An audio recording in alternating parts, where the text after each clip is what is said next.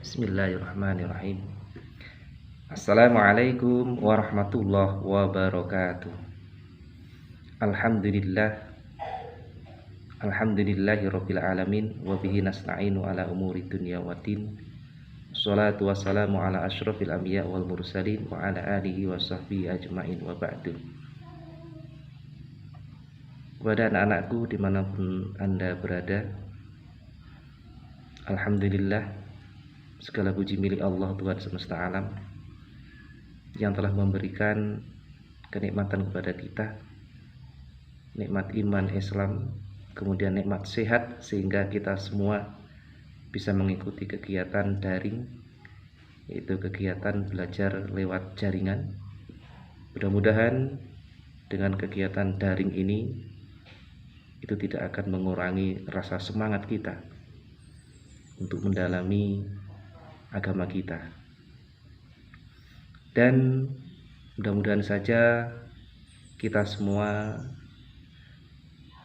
mulai dari awal ini hingga akhir nanti bisa mengikuti daring dengan baik dan mendapatkan pengetahuan yang banyak lagi bermanfaat untuk diri kita, untuk keluarga kita, dan untuk sesama.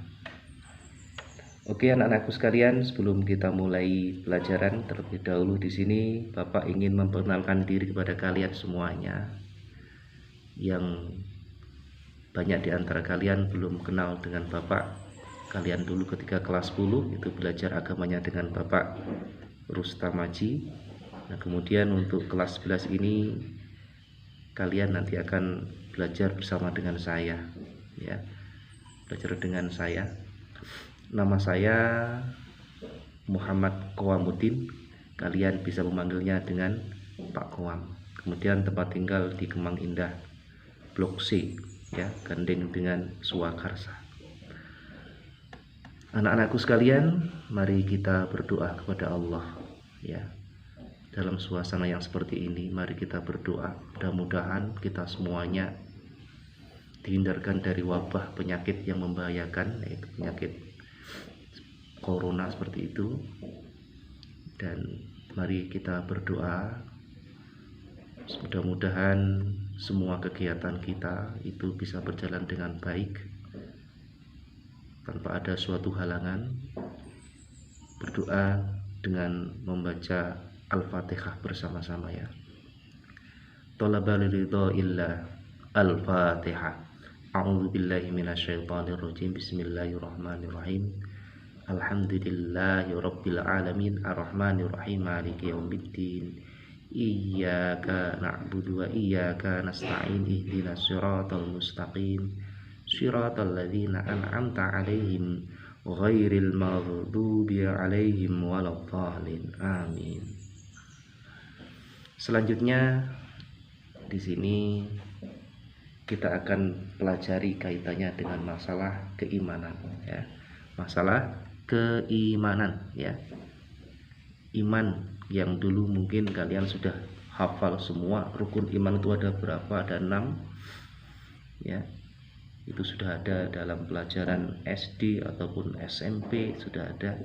Kita tinggal mengulangi kembali, mendalami berkaitan dengan masalah iman, ya.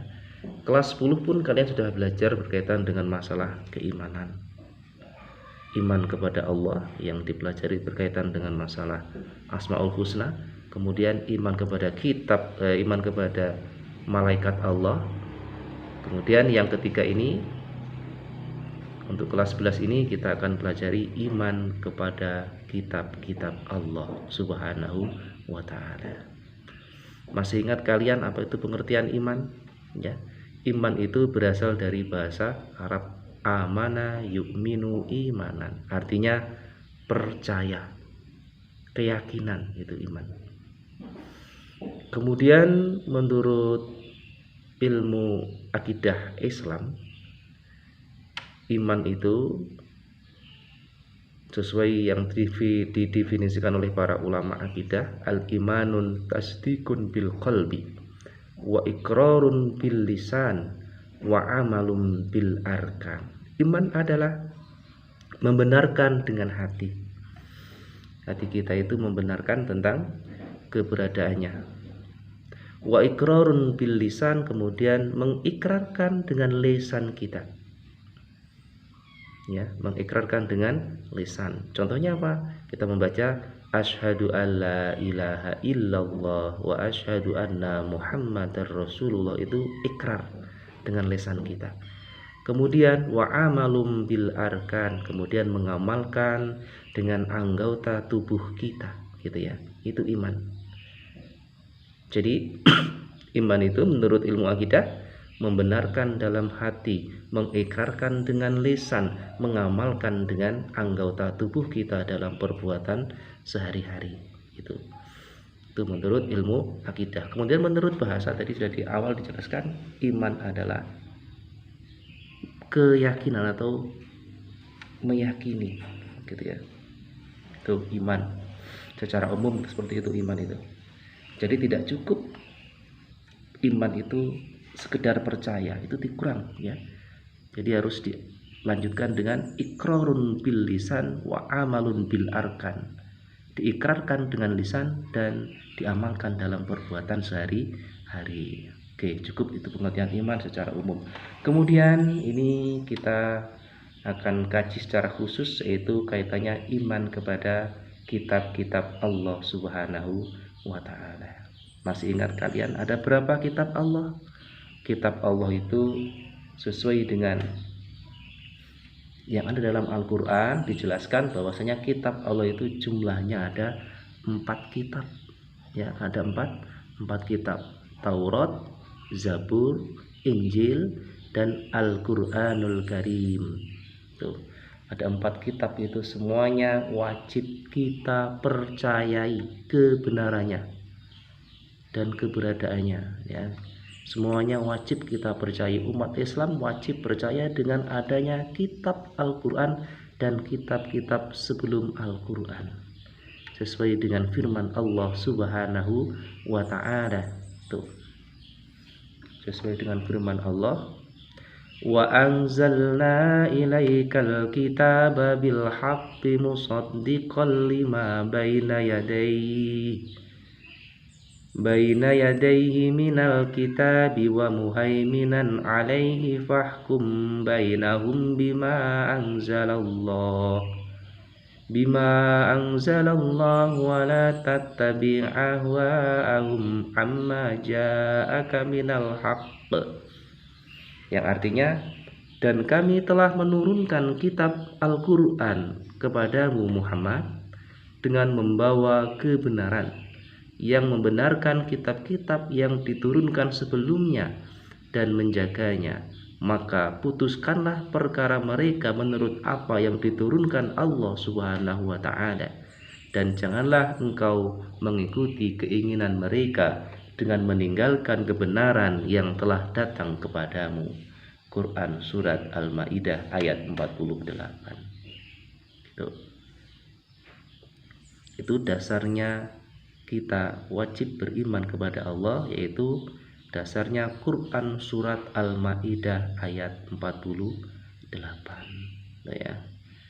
Jadi kitab-kitab yang dimaksud pada ayat di atas adalah kitab yang berisi peraturan. Jadi kitab itu isinya peraturan, perundang-undangan, ketentuan, kemudian ada perintah dan ada larangan yang dijadikan pedoman bagi umat manusia.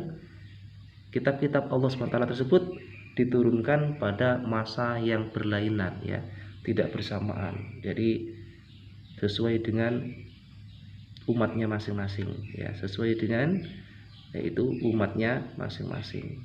Enggak ada 2 umat berbarengan, tidak ada. Jadi mulai dari Taurat itu umatnya Nabi, itu kitab untuk Nabi Musa alaihi salam, kemudian Zabur untuk Nabi Daud alaihi salam dan umat-umatnya, Injil itu untuk Nabi Isa beserta umat-umatnya, kemudian Al-Quranul Karim itu kitab yang terakhir, ya. Kemudian pada intinya semua kitab Allah itu sama, ada kesamaannya, ada kesamaan sama, yaitu berkaitan dengan masalah tauhid, baik Taurat, Zabur, Injil, itu semuanya itu mengesahkan Allah Subhanahu wa taala atau mentauhidkan Allah Subhanahu wa taala. Itu persamaannya. Kemudian perbedaannya hanyalah dalam hal syariat yang disesuaikan dengan zaman dan keadaan umat pada waktu itu, ya.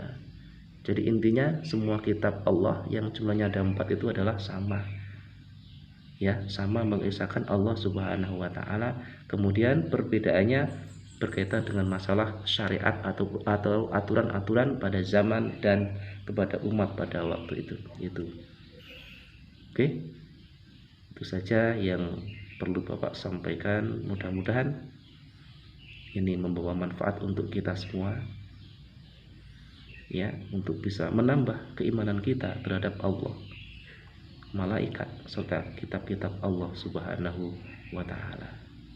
Cukup sekian. Saya akhiri. Assalamualaikum warahmatullahi wabarakatuh.